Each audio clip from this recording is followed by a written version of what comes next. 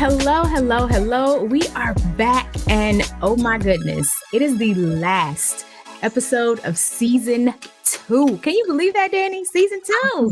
Yeah, we are moving right along. I'm so happy. Listen, time is timing. It is doing its thing. All of a sudden, it was January 2021, and then we closed our eyes, blinked a little bit, summer was gone, and now it's like fall 2021.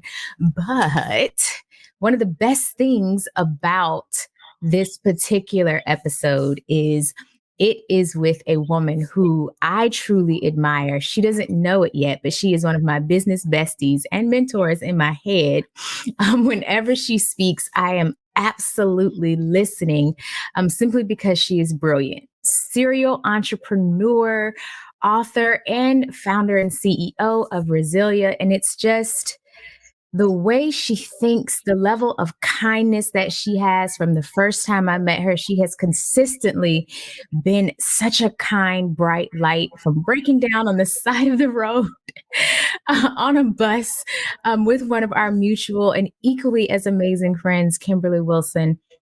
Meeting and getting to know Savitri over the years just has always been a bright light. Anytime I see her, I know without a shadow of a doubt, love is the only thing that I'm going to feel. So I am super excited to bring her onto this show. We cannot wait. We are talking badass women in business because we are cultivating abundance. And yes, this is how we are closing out the season. Hey. Wow. Hi, ladies. Glad to be on here with two equally badass women. So I love it. Ooh, yes. To the link up of all the badass women. I love it. But no, thank you so much for joining us again. I get excited anytime we get to talk to amazing women. Am I right, Danny? Yeah, it's the best. And I feel like these conversations are so necessary. So it makes it even that much more like exciting. It's like, yeah, we need to have conversations. Women need to come together and really talk about the things we talk about behind closed doors in front of everybody so people can really see how our brains work. And maybe these men will understand us a little bit better. Yes. I mean, hopefully. Hopefully. Fingers crossed. You never know. You never know. But no, so Savitri, you have done so much. Again, when I look at you and I'm watching you and I see a lot of the initiatives that you're behind and the business that you're building and just all the things, it makes me wonder, like so many, they want to either be an entrepreneur or create like a profitable side gig. I hate to say side hustle because we don't want to hustle. We want to align. Okay. Right. But what would you say is like the one thing that you knew about yourself before you got started? Because so many people focus on the business and it's like, but there's a human running the business. So what do you wish like you would have known about yourself before you got started? So something that I always think about is that I'm such a empathetic person, right? And we don't necessarily think about empathy when we're running a business, but particularly I feel as like Black women, it can really play a major role in how we look at business, how we run our business. And if you are someone who has a lot of empathy, that can be a great thing. But on the other side, that can get in the way with getting these deals done. And so at many points along the line, because you mentioned like, really being kind, I had to check myself, right? Because you also can't let people run over you. You can't let people try to get over you. And that's something that I really became in tune with about myself, right, along the way. That's a good one because it's so funny. Ayanna Parsons, she was at a Fearless event. And Ayanna Parsons, she was on the stage and she was saying, Black people have a whole lot of love. Black women, we got a whole lot of love, but we need a lot more power and a lot more money because we know we love. We're not confused about whether or not we love, but we need a whole lot of money and power to go with that love because it's a trifecta. Yes. And how does that impact your daily walk, right? And particularly when it comes to business and how you run your business, and how do you retain that about yourself and still get things done on the other side? Yeah, that's a tough one. I think even outside of business, even when it comes to just relationship boundaries with your family, romantically, friendships, it's that I'm learning a lot about like how trauma affects us, and how even the inability to say no when your heart is saying no but your mouth is saying yes, that is even that is trauma based and learned behaviors and parts of codependency. And it's like we don't even realize those little things that we call our personality. It's really just programming that just is not as useful. You know, it may have been useful then, but it's not as useful in our adulthood, because we don't need to be in that survival mode anymore. Now we're trying to thrive, we're trying to flourish, but we still have that old programming. So that's a really interesting thing to hear you say that, because I know for me, it's a really big part of my journey to make sure that my heart, my mind, and my mouth are always saying the same things, so that you don't have that internal struggle of feeling like, oh, I didn't really want to, but I'm just going to do it to keep the peace. And I want everybody to like me, but I don't want people to walk. Like, it really becomes like this war inside when you're trying to still, if you're really a nice person for real. And I think sometimes people don't believe that really exists. It's like, there are really nice, genuine people Right. who are like really nice people. Like, that is a real thing. And because so many people don't believe that exists, they tend to kind of think that everybody is like them. Yeah, you know, and everybody has an agenda. Yeah, and everybody's out for something. And then it makes you Miss Nice Girl in this space where it's like, okay, well, I want to be myself, which is really nice, but I also can't have you play me for a fool and thinking that you're just going to take advantage of me. You know, it's a very delicate balance. So I'm happy you brought that up, because that's not even something people talk about when it comes to business. How it's a positive and can also be, you know, and I don't like to say negative, but honestly a negative, because it can affect your coins. It can affect how quick you let people go if it's not working. Like, that's the thing. And when you are super empathetic, you hold on to things way longer than you should. Way longer than you should. So it comes, you know, it comes to a point to where you're like, okay, where is this effective? And then where is this not so effective, to the point to where it is causing me personal and professional harm? Like, where do I draw the line, you know?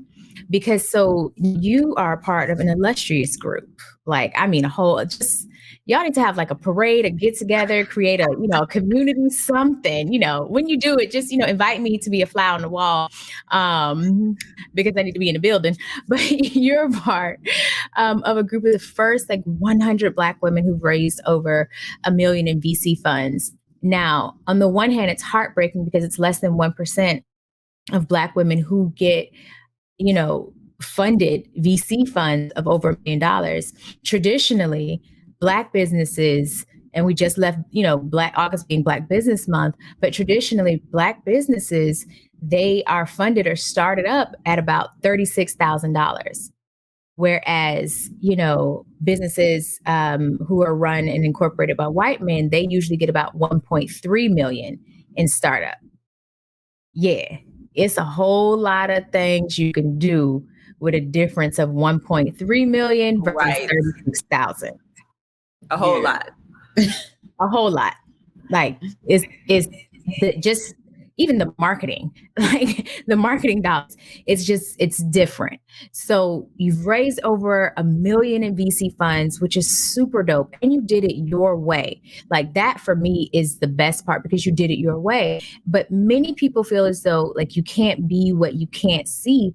But then what was your driver when you were developing your business? Because you didn't necessarily have a whole lot of people or things to see or to, you know, envision, to say, like, okay, I can be that. What was that for you? So for me, I have a personality also of one where I won't be denied, right? And so it's like, oh, you're not giving Black women checks. Oh, I'm gonna get these checks, right? And so I just have just this personality, like, oh, you're not gonna tell me I'm not gonna break through this glass ceiling. You're not gonna tell me that I'm not gonna be the first person to raise X, Y, and Z. And then on top of that, I'm gonna bring other people behind me through the door as well. And so I think it's really important that we understand the statistics, but that we don't just become a statistic. That we're like, okay, we know what the road is going to look like in front of us. And for me, I was hearing all the stories, I read all the stories, but it's so different when you're actually in it and you're like, okay, it was all true, right? The stereotyping, really, being a woman, being a Black woman, for me, being in the South, raising money, right? So all of these things being from the South and going to California, to New York, trying to raise venture capital from all of these firms. And I just literally didn't know anything. But I believe that I can learn almost anything. And so I really became like a sponge of information. I began to like reach out to other founders who had raised capital. Shout out to Jewel Burke Solomon, who took a call with me and then met up with me at Essence one year when I was just going out to raise. And I really feel that beginning to create that network effect, reading, going on Twitter, following venture capitalists, seeing what they're talking about. And half of the stuff you don't even want to listen to, but you begin to understand how the ecosystem works and what it takes to raise capital, because some of it truly is, being in those circles, but a lot of it, particularly when you're a Black founder and a woman founder, you have to have so much more traction than everyone else. And so people say, well, how did you raise this money? Because we were building a business that had traction and we should have been able to raise a lot easier than we were able to, right? And so now we've raised close to $11 million in venture capital and, don't see us slowing down. Listen, I mean, I don't want to hurt people's ears, but I sure want to like scream, but I'm not because I'm not freaking dope. That's incredible. That is incredible. I guess that makes sense with the book that you recently wrote, Resilient, where it chronicles your journey from bootstrapping to raising millions of dollars. And I know you just have like a personality type that you just like, I'm going to do this. You're not going to tell me no, which is amazing. It's literally something I aspire to, because I think it is so difficult to be sweet but firm. Yeah. It's like we're not really taught that, especially as Black women. It's like anybody that is like a go-getter is usually a ball buster. She's a bitch. She has to kind of be cold and she has to be that person that just doesn't take any nonsense. And no nonsense always means mean. When nonsense can also be, no, I'm sweet and I'll smile and we can be cool. But what you're not going to do is, and that balance is really, really delicate. And it's literally a life goal of mine to really find it. So I like that you're saying like, hey, I'm super empathetic. Yeah, I'm super sweet, but I also don't take no for an answer. So where do you think that personality, like that resilience comes from? Did you have maybe a parental figure that, helped mold that? Like, where does that resilience come from? Because that is not something that I think can be taught as easily. Yeah, I think, I come from a single parent household. For the most part, I grew up in like rural Louisiana, by way of New Orleans, where my mother's from. And I lost both my parents really young. So my father passed when I was around 8 years old. My mother passed when I was 22. And I always say that I have the heart of my mother, but the business mind and acumen of my father, who's definitely on the other side of that equation as far as not taking any crap from anyone. And so I do feel like I'm like a perfect blend of them, although I lost them very young in my life. And I often say, like, even in death, they continue to give me life. And I often think about how my path was designed, right? And so I feel like everybody's path is designed for them, and that they have to define what that path ultimately looks like as they walk it. And for me, that really, my parents were the foundation of that. And so even when I feel like I'm going all over the place, I have to like recenter myself and remember like, okay, what am I doing this for? And even when I started, going through college, I was like blazing through college because my mother was a single mother. She was making $28,000 a year trying to take care of a household. And I'm like, oh, I want to be successful to help my mother, right? That was just like in my head going throughout college. And then when my mother passed away, my first year, I was 3 months in grad school, my mother passed away. And she was diagnosed with cancer October 28th and passed away on December 21st of that same year. And so I had to realign and think about, what am I doing this for now? Right? Like, what am I working this hard for if it's not to be able to pay my mom bills and retire my mother? And so I had to realign what I wanted my legacy to be, what I wanted my world to look like, and what that world looked like without her in it. And so all of these elements, all these things coming together really is what I feel has propelled me, helped me get through this journey and get to where I am today. Listen, I have chills right now from the first thing that you said, which was, even in death, they still give you life. Like that what you just said, even in death, they still give you life. The reason it gave me chills is because too many people, and it's not a knock against them or saying that they're bad or they're doing it the wrong way. But too many people take the things that happen to them and use it as an excuse to stop. That is, and I've seen it over and over and over again. They say, well, this happened to me, so I can't do this, or this happened, so now I'm not able to do this. And they use it as, and I hate to say an excuse, because they really are hurt and traumatized and broken in ways that they never imagined they would be. But it does take a resilient, a resilient, like, embodiment of no matter what has happened, I'm still going to now realign, and I'm going to figure out what life now will look like for me.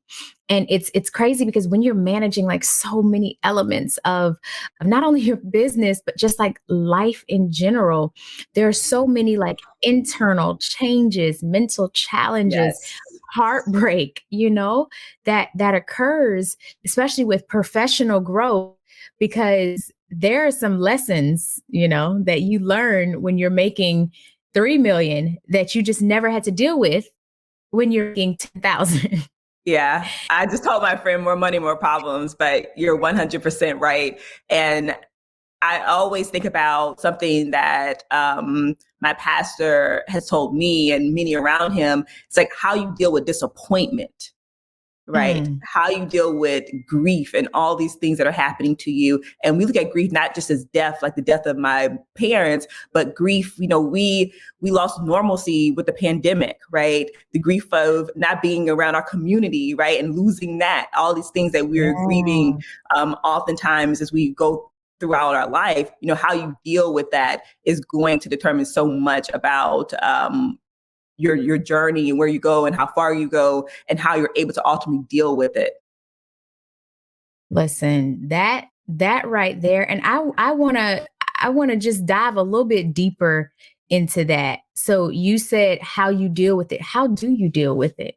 Like how? Like what does that look like? Like, is it journaling? Is it praying? But for me, prayer is not enough. Like, what else are we doing? Is it right?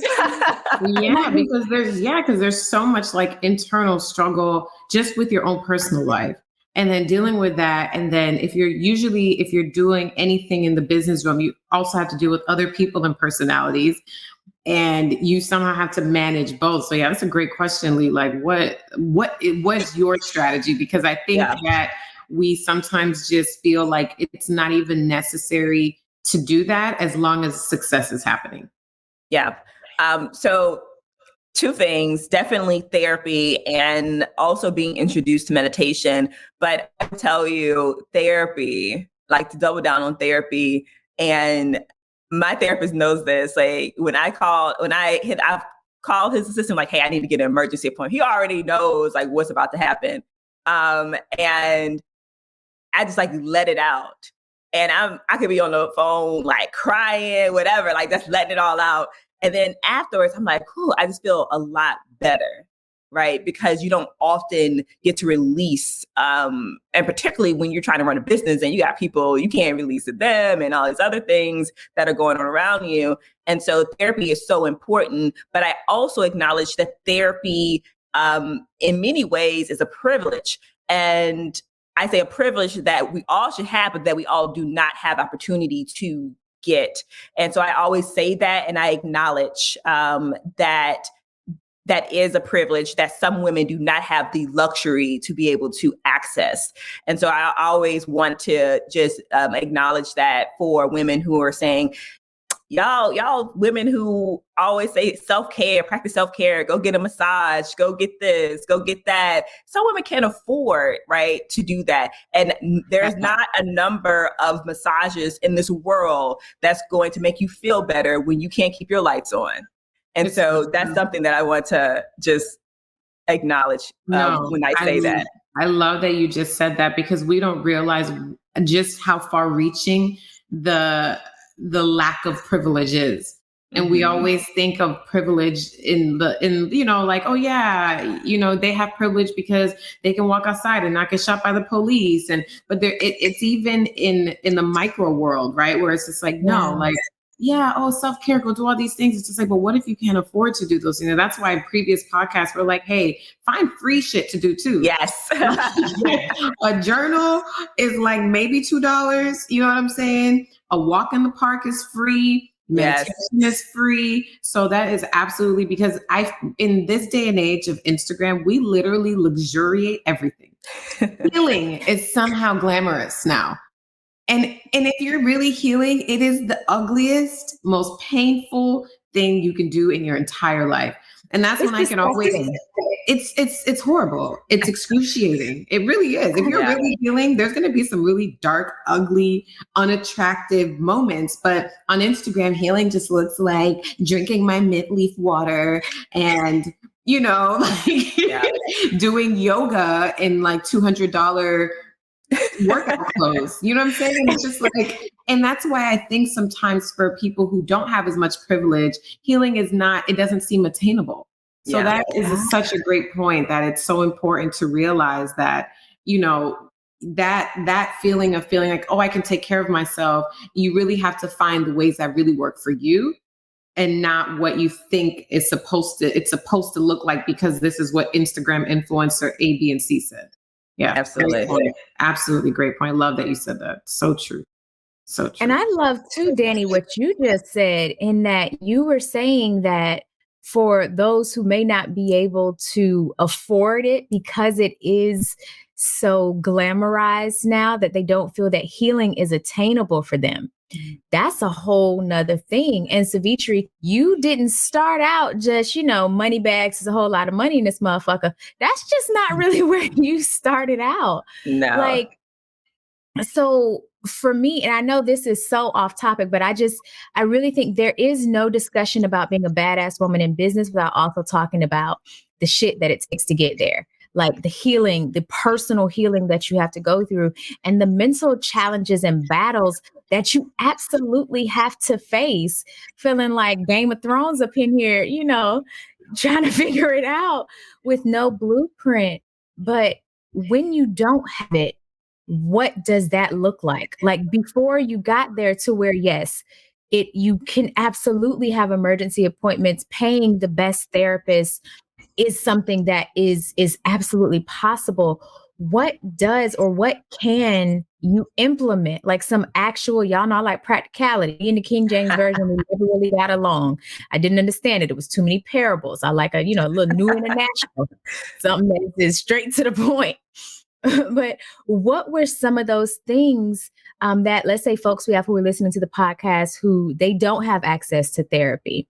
What are some of the things, and anyone can, absolutely answer, that folks can implement? We talked about a walk in the park. We talked about a journal, but how do you even, what's that look like to get there? Because there are many entrepreneurs who, and I was one of them, who, yes, outwardly successful, internally battling, straight up depressed.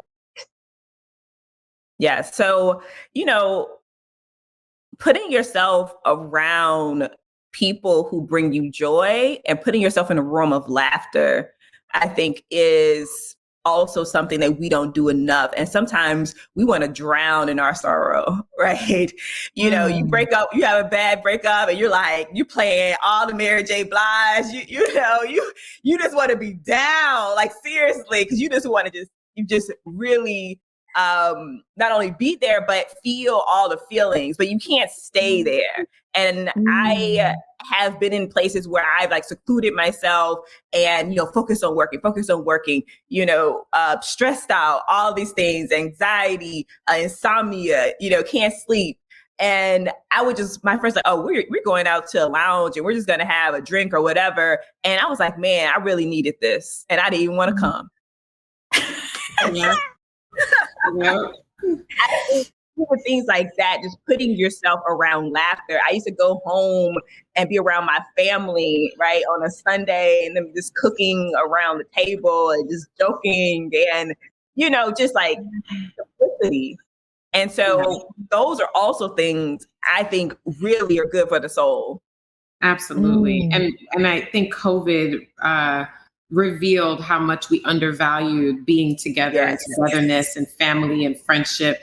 And there are so many studies now coming out about it because it was something that nobody even cared to study about just how much of an impact it has on we're a communal being, right? So when we don't have that community, our health suffers, and in every way, mentally, physically, emotionally. And that for me is a way that I get out of things too, is I'm like, after a breakup, I'm at the club. Like, I'm not to sit home and cry and play Mary J. I'm like, oh, I need to go shake my ass on somebody else's son.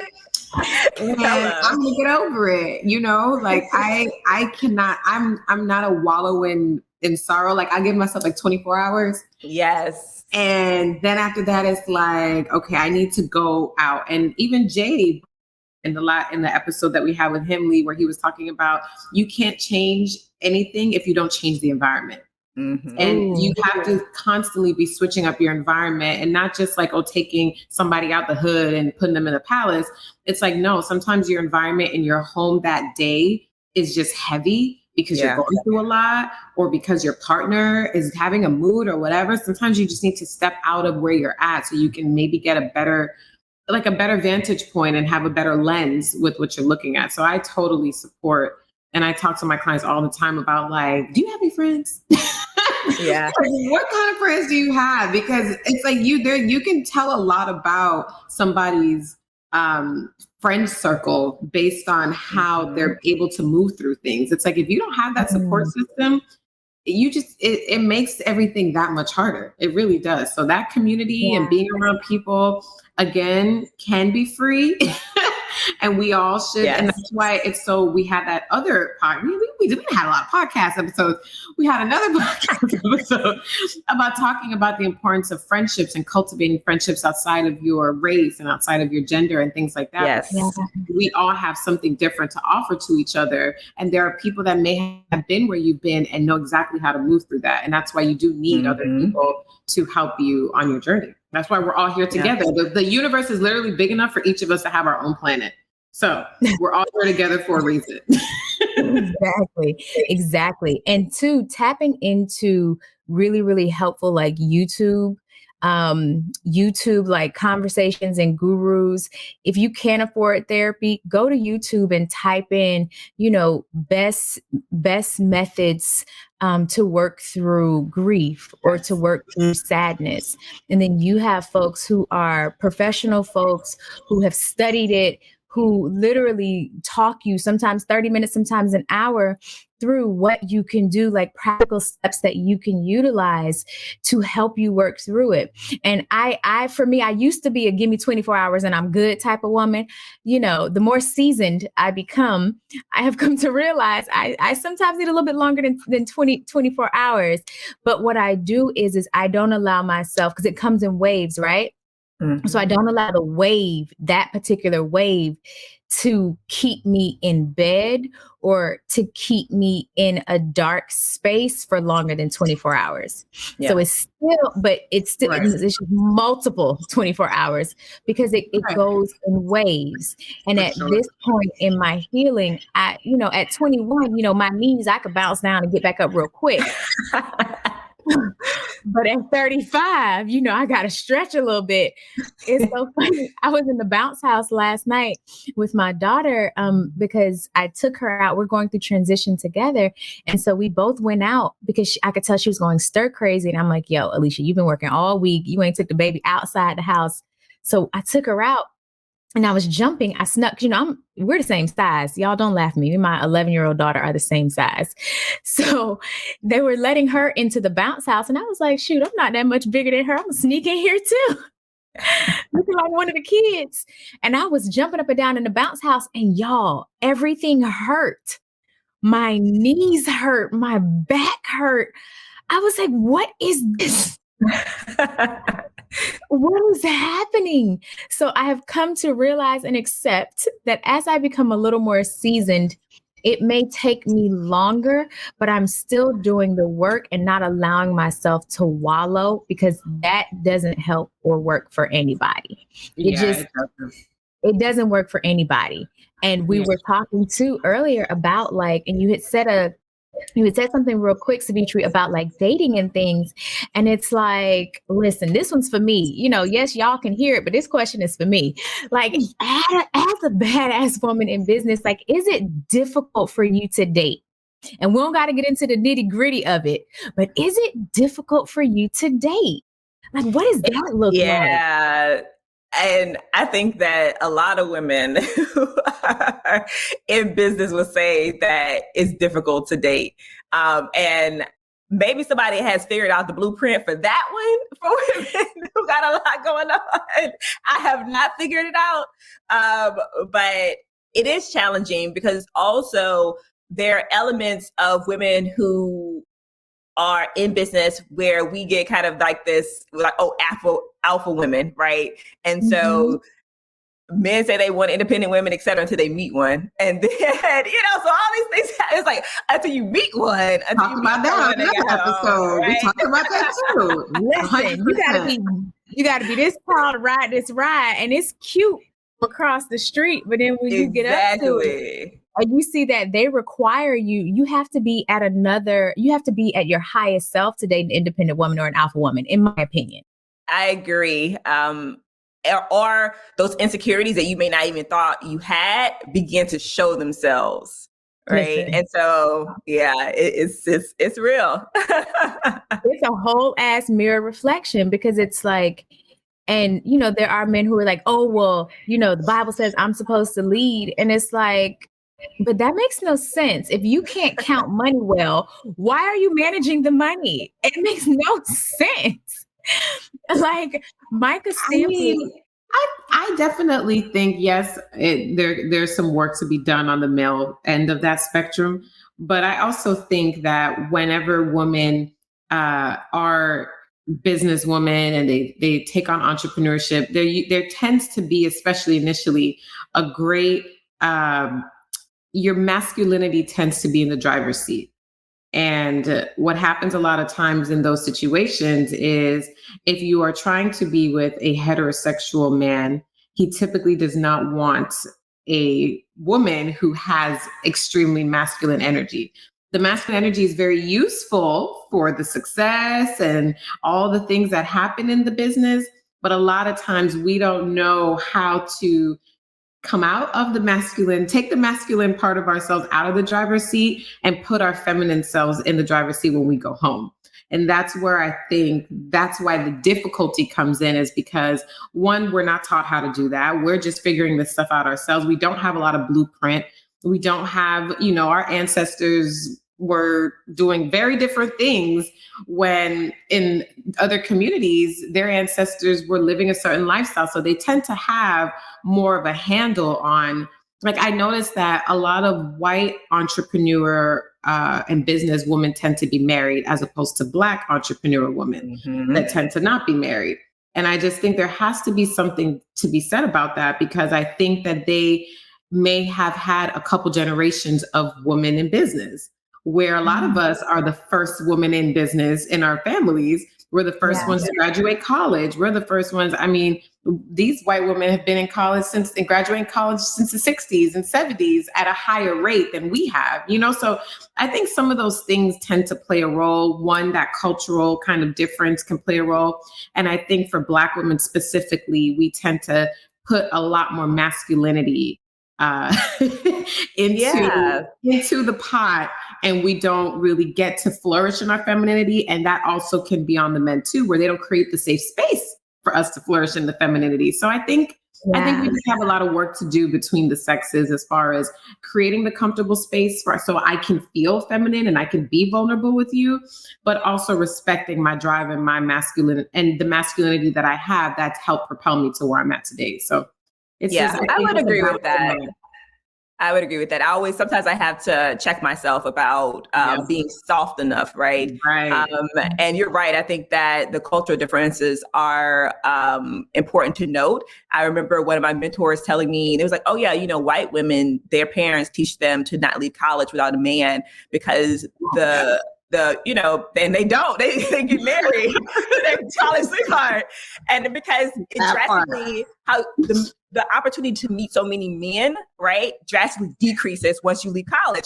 I was like, nobody told me like that. No one told me that. How come nobody told me that? How come nobody said that? Nobody said, like, hey, get an education, but get a man. Right. Because you got more to pick from here in this situation, right? And they're concentrated in one area. You don't gotta. It's so funny. So Micah Stampley, I had the opportunity to interview him with during Fearless Fund VC Week, which was so dope. Produced or crafted, curated by Arian Simone and the Fearless Fund. And I had an opportunity to interview him and his wife because they've built a family business. And he said from the beginning, the reason their marriage has been able to survive and to thrive with 5 kids, multiple businesses, multiple ups and downs through the loss of a child at 15, which losing that type of loss usually kills a marriage. It kills a marriage, it kills a partnership. He was like, the reason they have been able to do so is because they understood their positions and he didn't try and get in her lane and she didn't try and get in his. She has been the manager for his career from the beginning. So over 20 years, and he's a gospel artist for those who don't know who Micah Stampley is.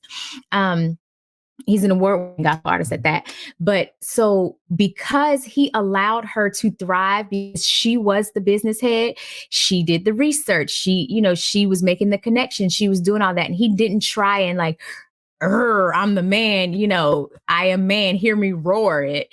He was like, nah, this is where my good sis thrives. Let me let her thrive there. But then when they were at home, she said herself, she would also put on a different hat. It wasn't time for her to play, I am, I'm running this, I'm leading this. It was, we're at home. He's the priest of the home, her words or their words, not mine. Like he's the priest of our home. So I treat him as such. And so I really think like that's such a valuable thing. But then too, on the other side of that, she said it, and Danielle, you were saying it too, she had to have a level of trust. Yep. And that's the biggest thing. If I can't trust you to lead me, bro, if I could listen now, I need to be able to trust that you got us. Because if I don't trust that you got us, no problem. I'll handle it myself. Right. Yeah. No, that's absolutely true. Yeah. It's true. You know us, we gonna handle it. I was gonna say a big poor Black woman is in our DNA. It's like, all right, everybody, come on, get on my back, get it. Let's go. I got it. I think it's programmed in us not to be that way. Like as soon as something happens, we are already in fix-it mode. We're ready to go. We're ready to sacrifice and do everything possible to make sure everybody else is okay. We're wired that way at this point. Mm-hmm. It's like it takes time. Yeah. You got to reprogram that because, sometimes like for me, I know in my relationship, we do that what you said the other couple does, where it's like, I know that he thrives in this and he knows that I thrive in this. But I think one thing that relationships, just in general, whether it's business or not, is valuing your partner in the space that they're in, and being super grateful and appreciative of everything that they do, so that it's easier to stay in your lane. If I really appreciate and I respect your role, it's very difficult for me to try to feel like I need to overstep my boundaries. And, so I think those boundaries and that respect, and that's why men typically will talk about respect, but women don't really understand what respect looks like all the time to a man. And a lot of times that respect just looks like him feeling valued too. And we talk a lot about women feeling valued, but there is a space too for where men don't feel as valued in the roles that they may try to play. And because it's just like, oh, you're a man, this is what you're supposed to do anyways. And regardless of whether or not someone's supposed to do something, nobody has to do nothing.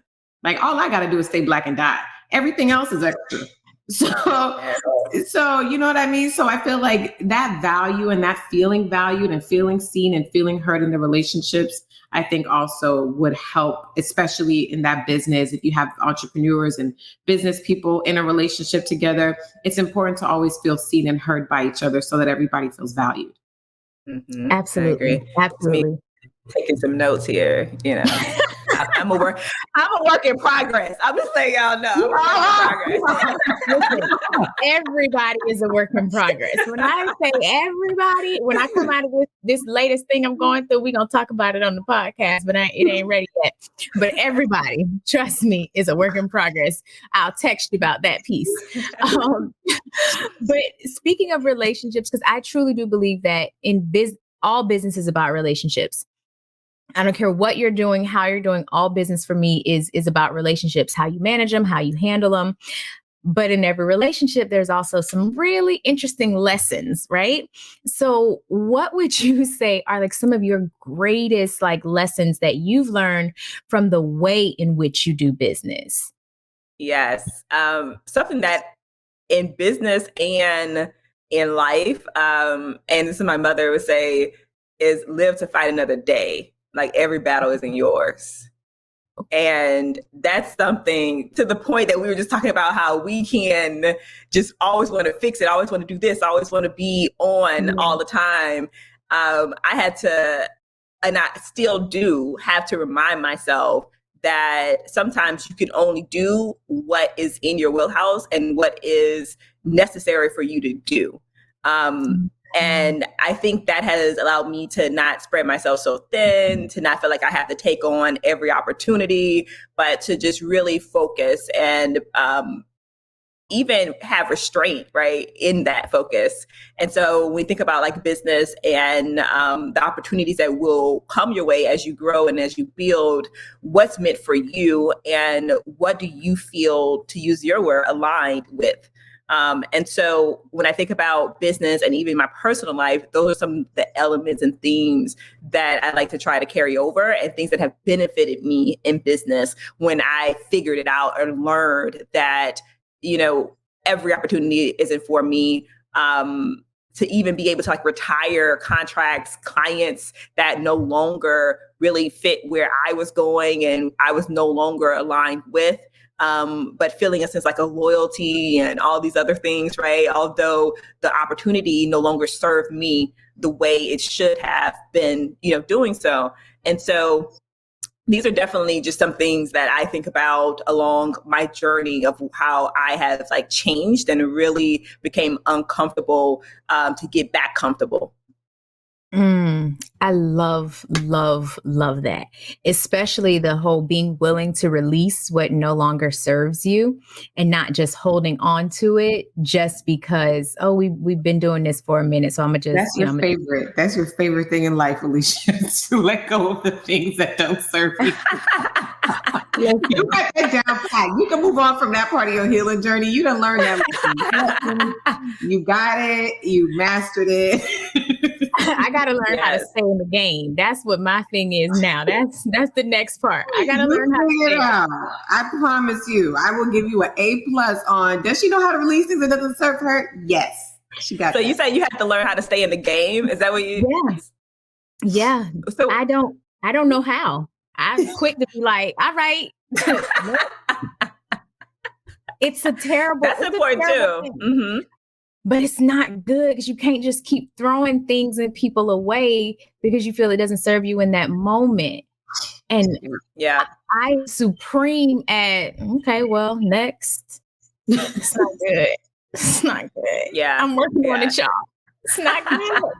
You gotta have balance with that. Cause you know, sometimes you could work on something for so long and you could put everything that you have into it and you don't know when to walk away from it. But then the other side, the flip of the coin is you could walk away too soon. I'm on the flip of the coin.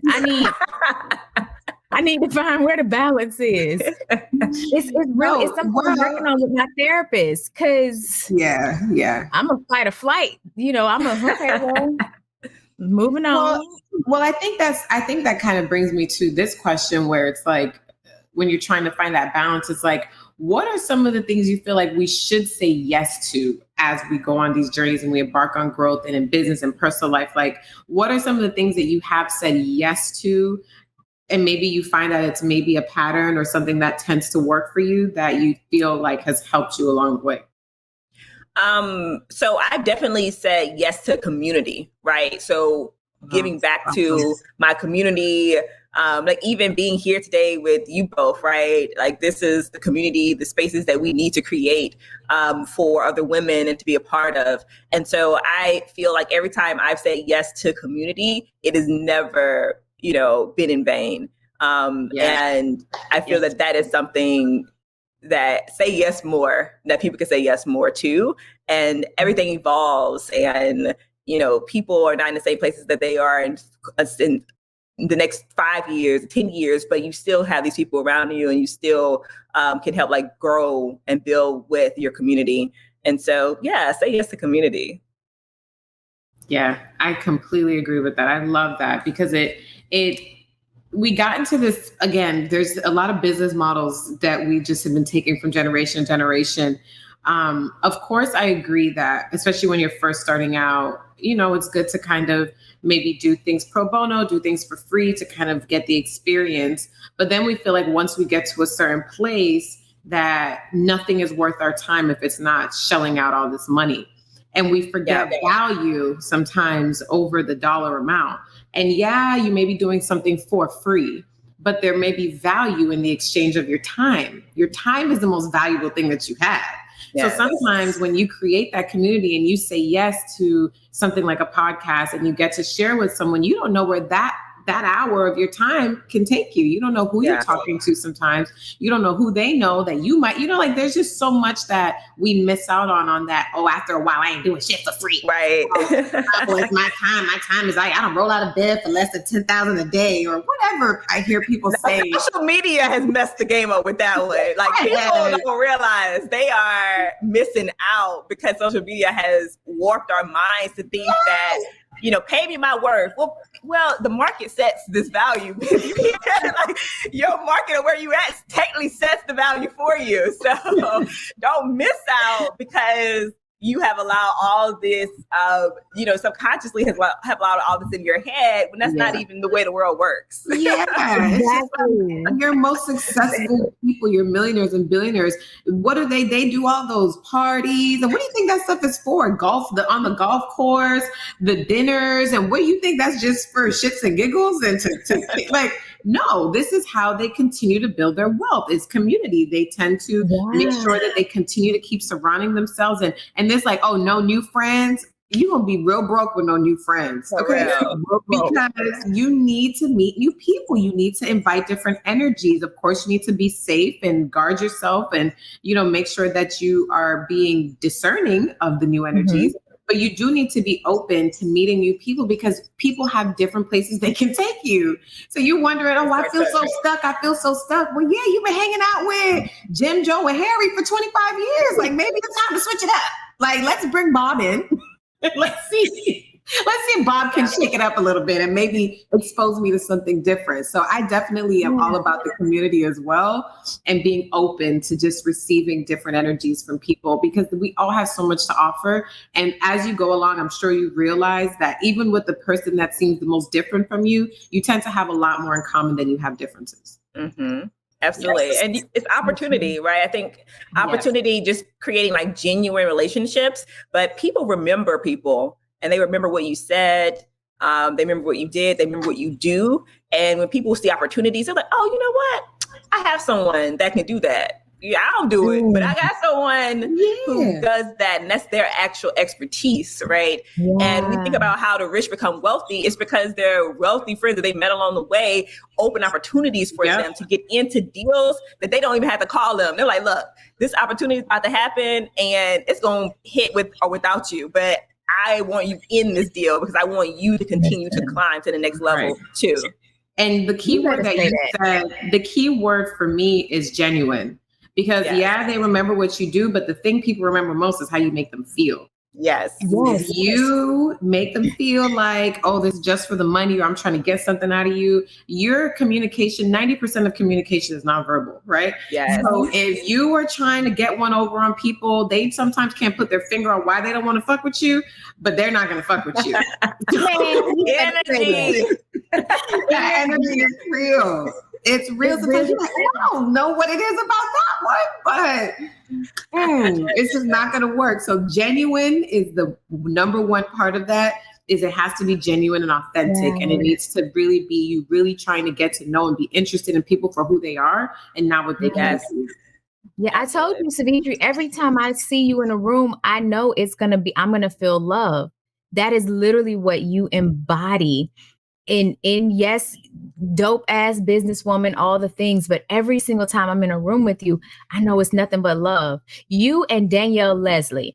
Yeah. You both like, I love me some Danielle, but you both have this like intrinsic type love energy that just like bounces off of you. It's so beautiful to witness because it's you're not trying to do it. You just are.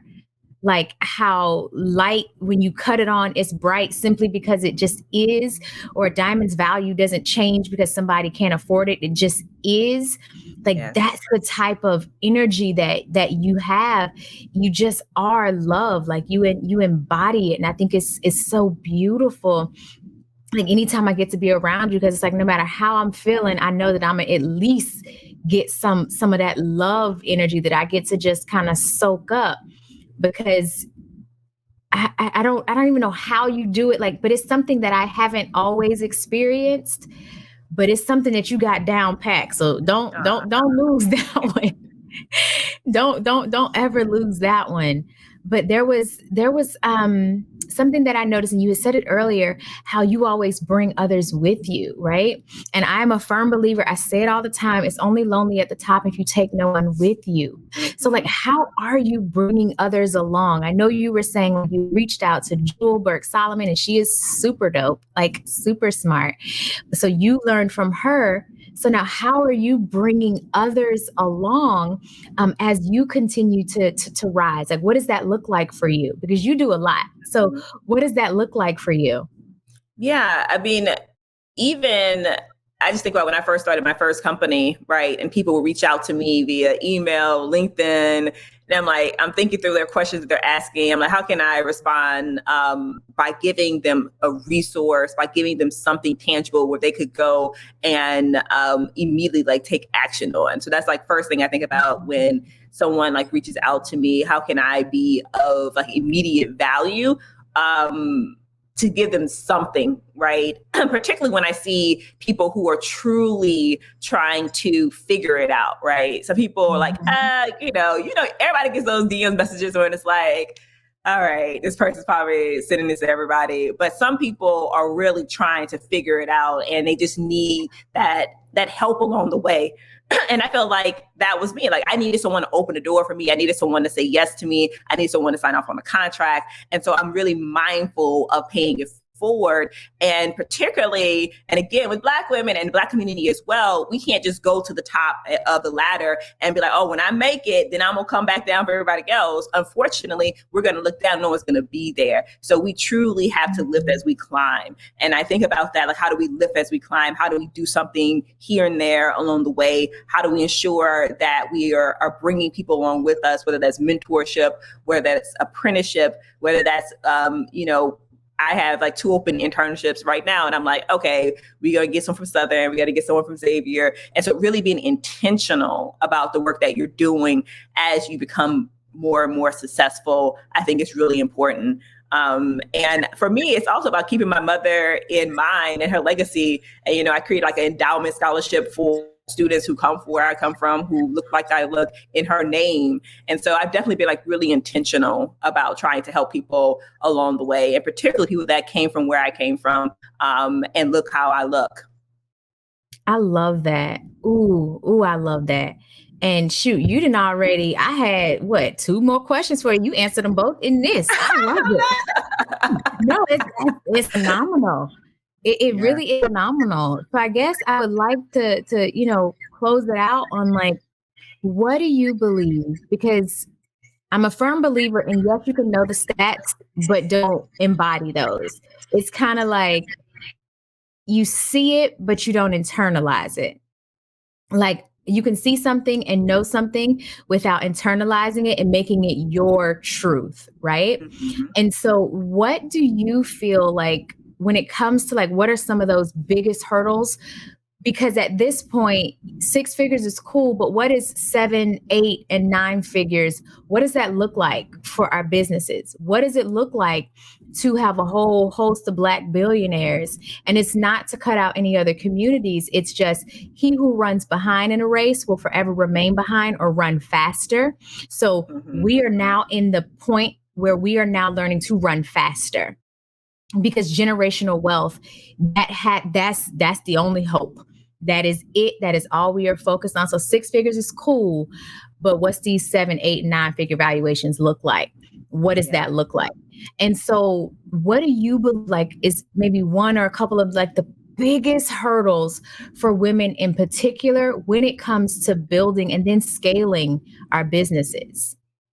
So I literally was on the phone yesterday talking to a friend who asked me this exact same question, because she's doing just one-off contract opportunities, and she's in the healthcare space. And so she is a nurse. And so she can go on these COVID sites. They hire a company to ensure that the sites run and flow like they should. And she has opportunity to do things like this in other spaces and places. And so she's like, what do I need to do to begin to scale up my company and grow? Because I can't do it by myself. And so I was like, well, okay, think about first, who are your ideal clients, right? Who do you really want to work with, and map that out and break it down, like get really granular about like, what does that look like? Who does that look like? 2, you want to scale up, but it doesn't necessarily mean you need to go out and hire all these people, right? W-2 employees, having to make sure that they keep their lights on in addition to you keeping your lights on. Do you have contractors that you can create a team around, right? So build out a team of individuals who they already have their jobs, but they can do work on the side similar to what you're doing, and ask them to join your team. So now you're building out this team. Now I need for you to create a 2-page capability statement, marketing deck of you, your team, what you have to offer and how you can deliver that. Now you have enough in place where you're like, okay, we're getting this done. I'm reaching out. I'm scheduling calls with the right individuals. I was like, now you need to hire a part-time person. Doesn't have to be full-time, just someone that can put in 20 hours that can help manage your invoicing, because you have to get paid on time. And that's one of the crux veins that can run for small Black businesses, is that we're doing the work, but we don't even invoice on time. We're not getting paid on time, and it hurts our business. It creates an issue with cash flow, right? So give someone, it'll be worth it. 15 to 20 hours, making sure that invoices are coming in, making sure that people are getting paid on time, and to begin to help you set up your operational systems, your back office, your HR.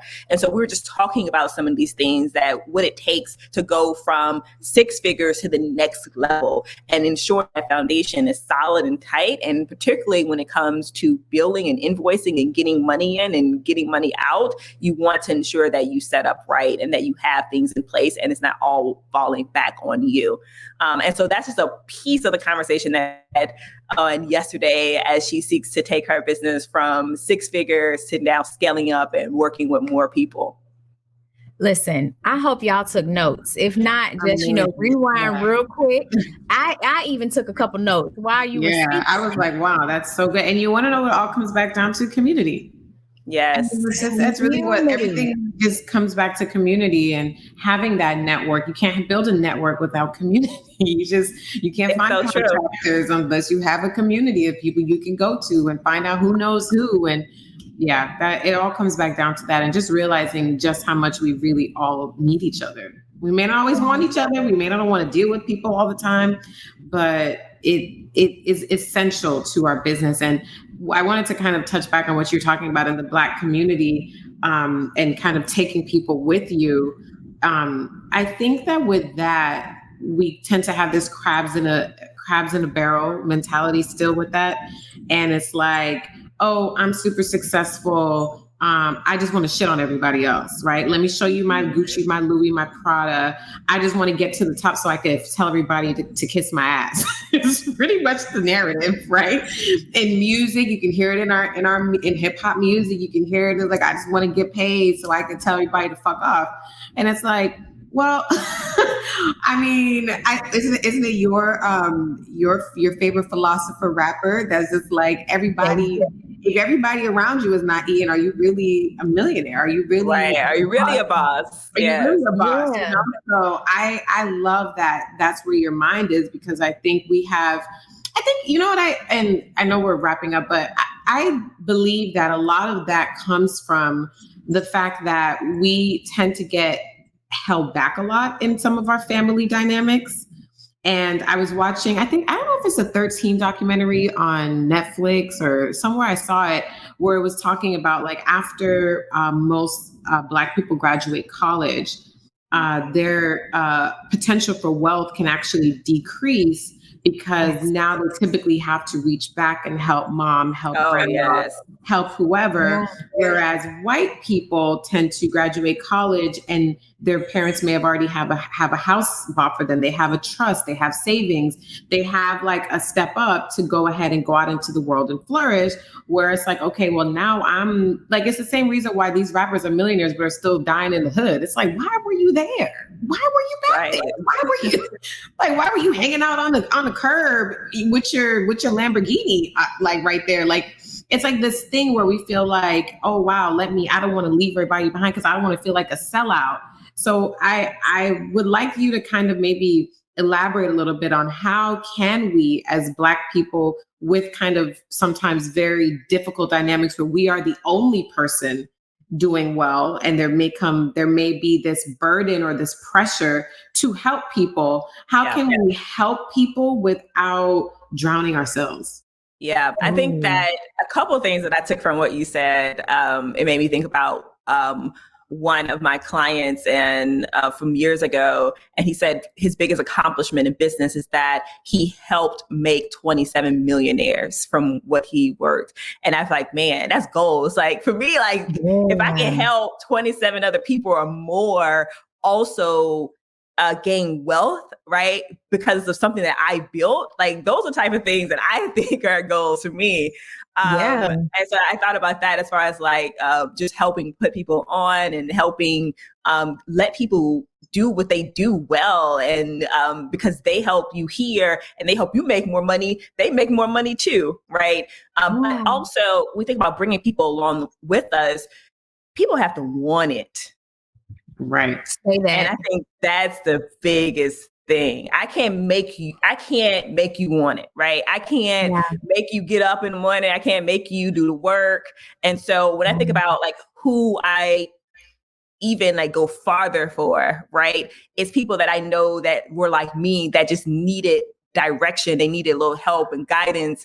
They needed some support in the case of like funding, right? Like I've now invested in about 28 companies between $10,000 and $50,000 because there are a lot of times where people did it for me or people didn't do it for me, right? And they could have.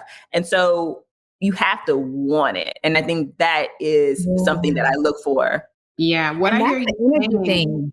What I hear you saying is, one, you can't take everybody with you. And maybe put Pookie and them to work. Okay. Like Cousin Pookie and Day Day and Ray Ray, they all need a job. Okay. You can't just be paying for people like Mike Tyson and like what's the Hammer Time? MC Hammer. And you're just shelling out money for people that aren't doing anything. Right. Yeah, But like LeBron, folks, he's like, look, everybody gonna win. You gonna do this over here, Maverick. You gonna do this over here, right? Yes. Put Pookie man to work. Listen, it's something too. Rick Ross, no matter how you feel about the boss, Rick Ross, about his personal issues, but Rick Ross says the same thing. He invested in those franchises so that everybody who was asking to borrow money, who needed something, who whatever, he put them to work. And I feel that same way. Like there's a family member of mine who literally always, every single month is crying about, oh, I need, oh, can you? And so my sister and I, we're like, these are some job applications. I'm not about to handicap you to like, you're dependent now. I can claim you on my taxes. Yeah. No. What does it look like for you to take initiative, right? To take the initiative to say, yes, I am in a space now where I'm down bad, but there's something in me that's willing to work for whatever it is to bring myself out of it. That type energy, I'll take you anywhere with me because I know you're going to go get it. Rick Ross says he does not let family members borrow money if they are not willing to work. Mm-hmm. And he gives them an opportunity to work, to get a consistent check. And hell, it's okay to start as the fry person because you literally can end up being, second in the business or even owning your own franchise, but you have to be willing to start. Despise not small beginnings, because what you learn, right, when you have $1,000 is what you'll need to know that information when you have 10 or when you have 100 or when you have 1 million, understanding that you will have to grow it. You don't just come out, at least not us just yet. You don't just come out knowing everything. But if you're not willing to put in the work at the base level, then no, I don't trust you with, you can't manage $100. Why would I trust you with 10,000? Yeah, that's a big thing. And something that I ask myself, because, we all have those family members and we have people that need a little bit more than others or have their hand out. My question to myself, because I struggle with this, because I too am very empathetic and can be too nice sometimes. And I had a really hard time kind of finding, and still have a hard time finding that balance. But a question I ask myself is, am I helping you or am I enabling you? And depending on how I answer that question is how I decide what moves to make with you, because sometimes that enabling feels a lot like help in that moment. But in 10 years, if that person's still in that same place, you enable them, not help them. So it don't even got to be 10 years. It could be 60 days. It could be exactly. It's like if there's a pattern going on and if they're not learning, because maybe you might be getting in the way of somebody learning a lesson, trying to help them and them from really getting to that next level in life and breaking a cycle because you're keeping them in that cycle with help. So definitely, I love that. That's so true. Put them to work. Make sure that they really want it, because you can give the opportunity, but I can only lead the horse to water. So absolutely. Yeah. I love that. I just wanted to clarify that because I think sometimes when Black people hear that, it's a trigger. We can't bring everybody with this. Right. I love it. Oh, this conversation was so rich. Oh, it was just rich in goodness, rich in tips, rich in, again, love. But I want to know, where can we stay connected? Where can we purchase your book, Resilient? Like, where are all the things? Yes. So you can visit my website, SavitriWilson.com. So my first and last name.com. Same on all social media channels. So I'm pretty easy to find, y'all. So definitely come say hi and look forward to hearing from you all. Yes. And we will make sure we link all the things, including and especially where to get your book, because just the path and the story is something that truly lots and lots of folks need to take inspiration from, because it does not matter where you were born, but it absolutely, you are the determining factor in how your story plays out. That dash between year born and year died, it is your purpose and your path to make it mean something. And only you can do that. Nobody else can do it for you. So thank you so much for your time, for your energy, just for sharing space with us today. Thank you for having me. Thank you for doing this and creating this platform. Absolutely. Well, have a great one, y'all. This is the end of season 2. Well, thank you. We'll be back in a few weeks. See y'all in a couple of weeks. Bye. Bye. Thanks so much for listening to this week's episode of Triggered AF. Remember, don't be consumed by your triggers. Confront it and then work to release it. Whether you leave us more triggered than you came or you're feeling like you've been open to a new perspective, our hope is that you've grown. Make sure to share this episode with a friend who's trigger happy and tag us while you're listening. We can't wait to hear from you. Until next week, pull it together, girl.